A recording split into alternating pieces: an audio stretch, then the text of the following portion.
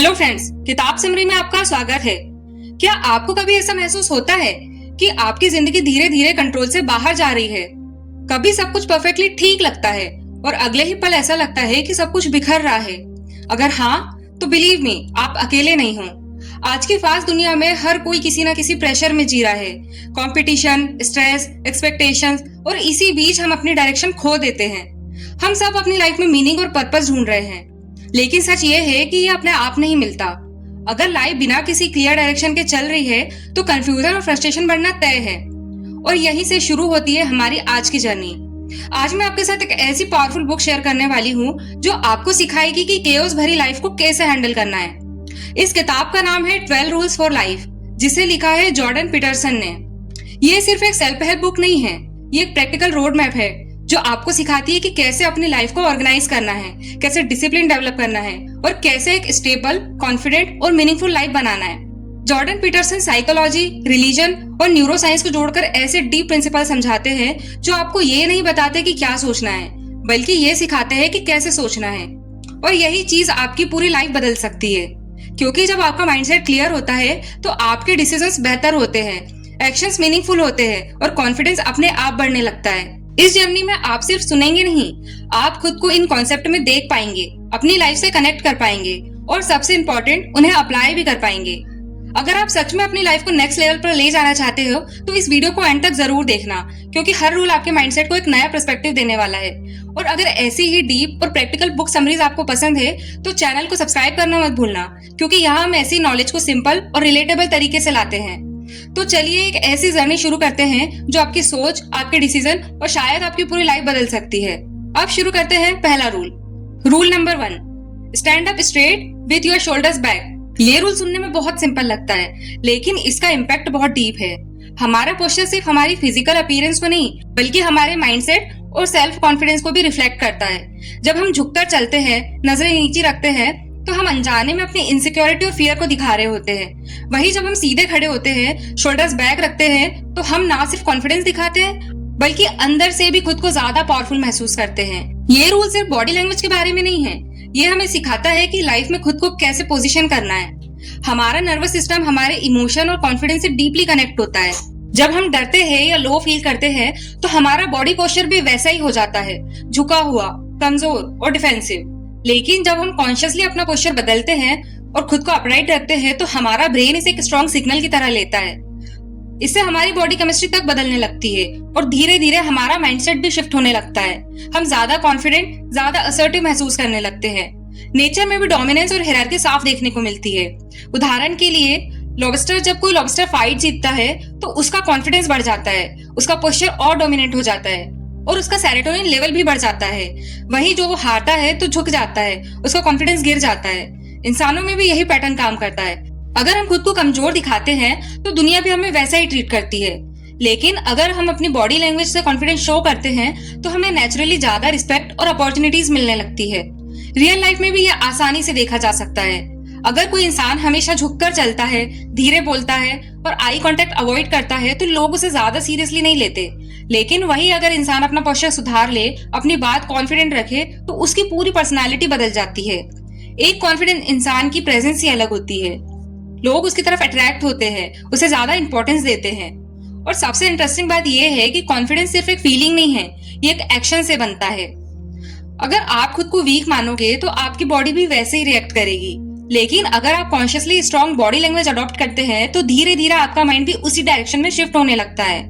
इसीलिए अपनी पोस्चर पर ध्यान देना बहुत जरूरी है। आप कैसे बैठते हैं, कैसे खड़े होते हैं, कैसे चलते हैं।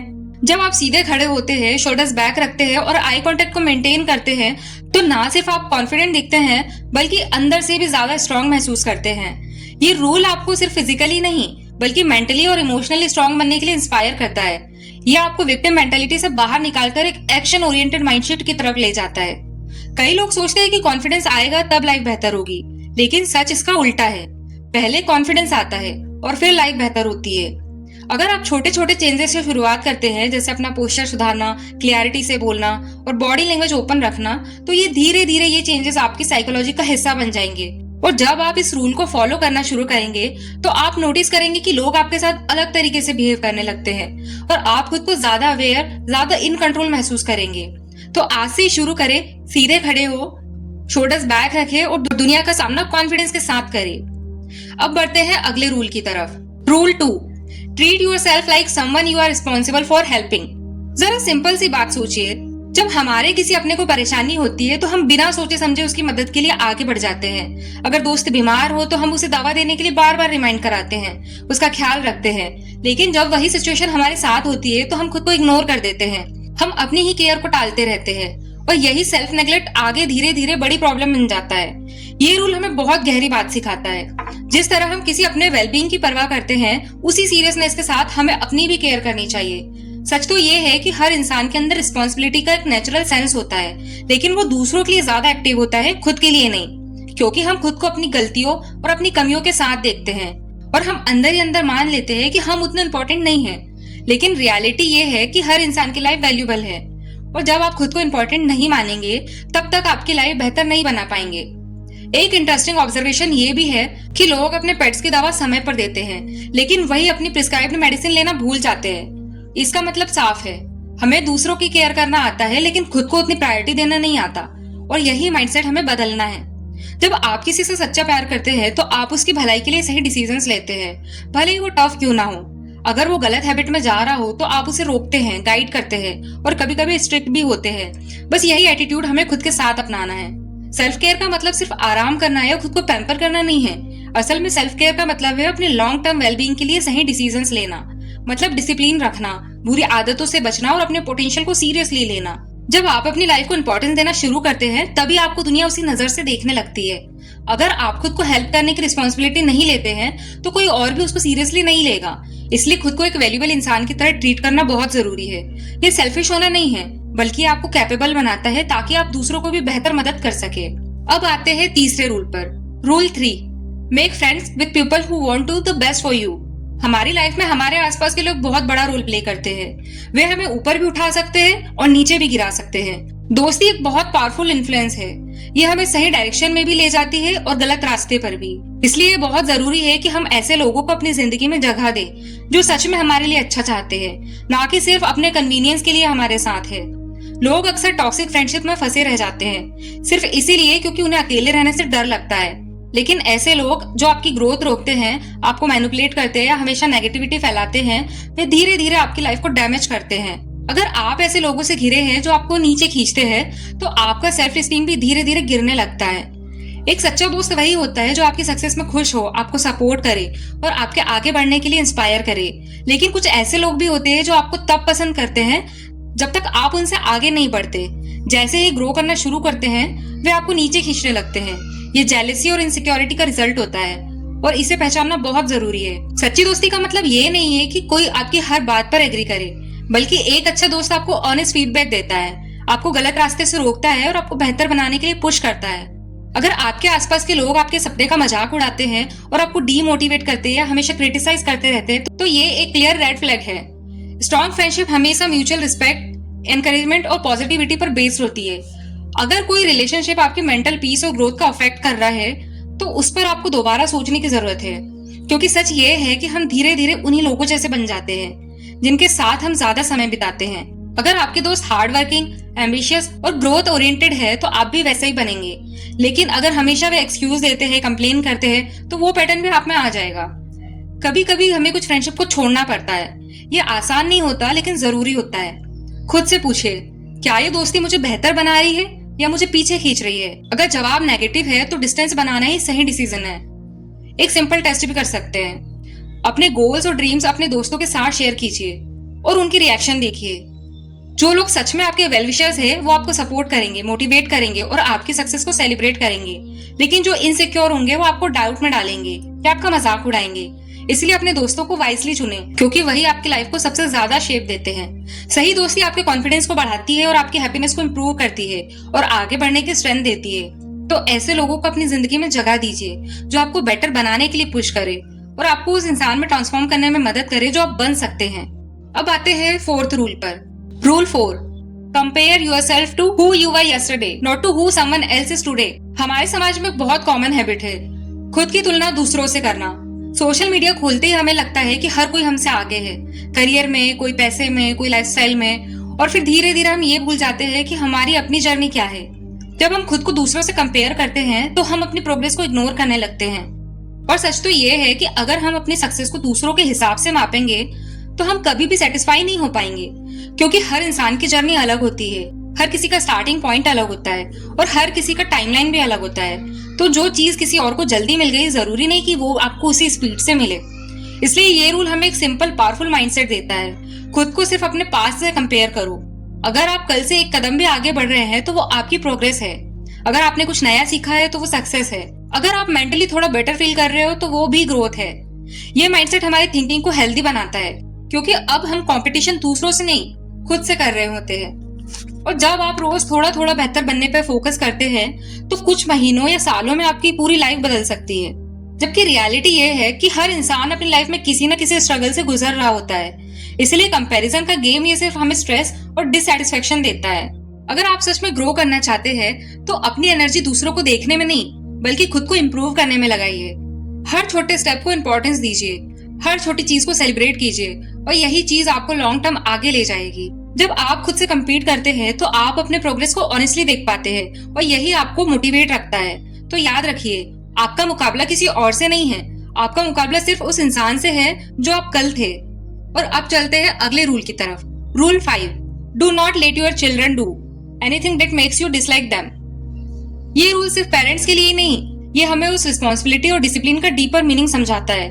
बच्चों का बिहेवियर अक्सर उनके पेरेंट्स का रिफ्लेक्शन होता है। जैसे हम उन्हें गाइड करते हैं वैसे उनकी पर्सनैलिटी डेवलप होती है। कई बार कुछ बच्चे ऐसी चीजें करते हैं जो इरिटेट करती है, लेकिन हम सोचते हैं चलो बच्चा है, ठीक हो जाएगा। और यही छोटी छोटी चीजें आगे चलकर प्रॉब्लम्स बन सकती है। इसलिए जरूरी है कि बच्चों को सिर्फ प्यार ही नहीं, बल्कि सही डायरेक्शन भी दी जाए। उन्हें बाउंड्री सिखाई जाए कि क्या सही है और क्या गलत।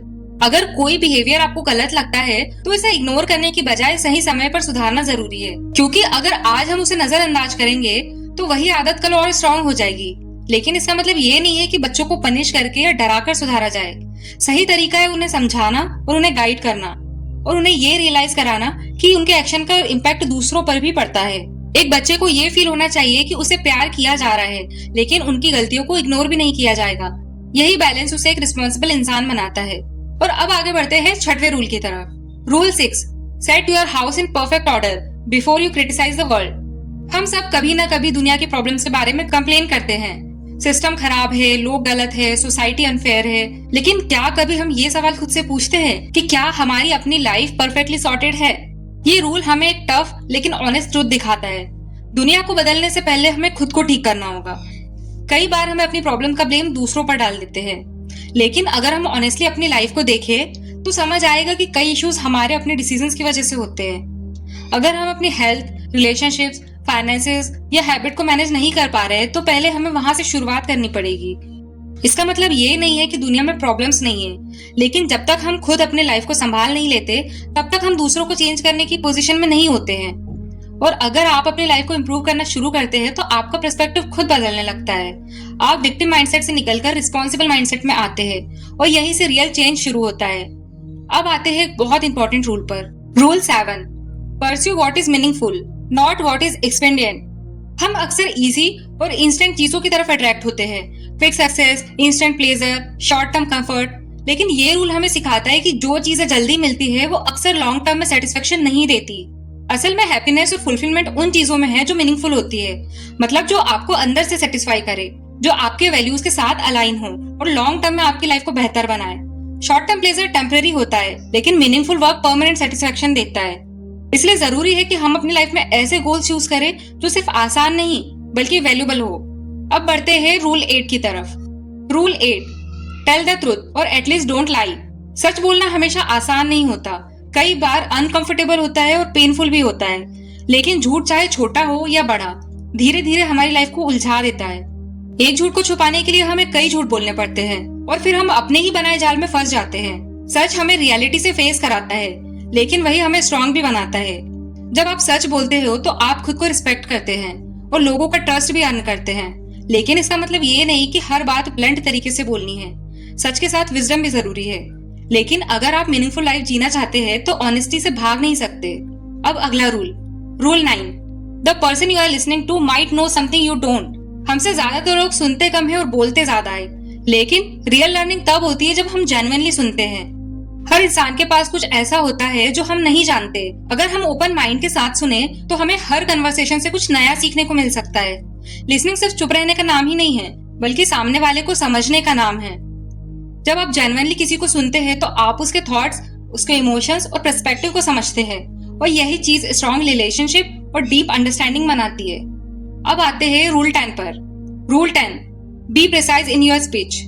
हमें कई बार अपनी लाइफ इसीलिए कॉम्प्लिकेटेड लगती है क्योंकि हमें खुद ही नहीं पता होता है कि प्रॉब्लम क्या है। हम अपनी फीलिंग्स और थॉट्स को क्लियर तरीके से एक्सप्रेस ही नहीं कर पाते, और जब हमारी लैंग्वेज अनक्लियर होती है तो हमारी थिंकिंग भी कंफ्यूज हो जाती है।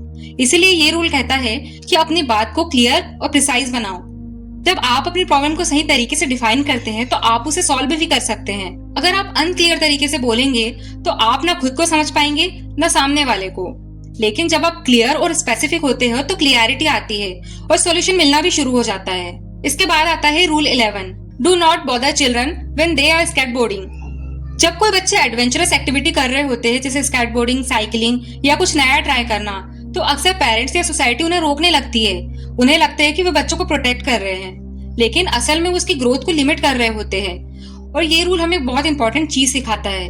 बच्चों को चैलेंजेस फेस करने देना बहुत जरूरी है, क्योंकि लाइफ अपने आप में रिस्की है, और अगर हम छोटी सी उम्र से ही उन्हें रिस्क लेना नहीं सिखाते हैं तो वे बड़े होकर हर मुश्किल चीजों से डरने लगते हैं। जब कोई बच्चा स्केटबोर्डिंग करता है तो वो गिरता है, चोट खाता है, लेकिन हर बार कुछ सीख कर उठता है, और यही प्रोसेस उसे मेंटली स्ट्रांग बनाती है।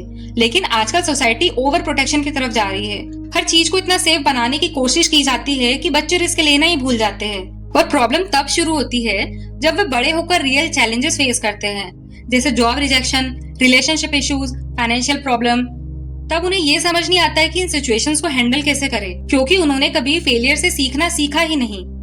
ग्रोथ और कॉन्फिडेंस डेवलप करने के लिए डिस्कम्फर्ट होना बहुत जरूरी है, क्योंकि अगर कोई बच्चा गिरने के डर से साइकिल ही ना चलाए तो वो क्या कभी कुछ सीख पाएगा? बिल्कुल नहीं ना। ठीक उसी तरह अगर हम बच्चे को हर रिस्क से बचाते रहेंगे तो वो मेंटली वीक बन जाएंगे। और ये सिर्फ फिजिकल रिस्क की बात नहीं है, इमोशनल और इंटेलेक्चुअल रिस्क भी उतने ही जरूरी है।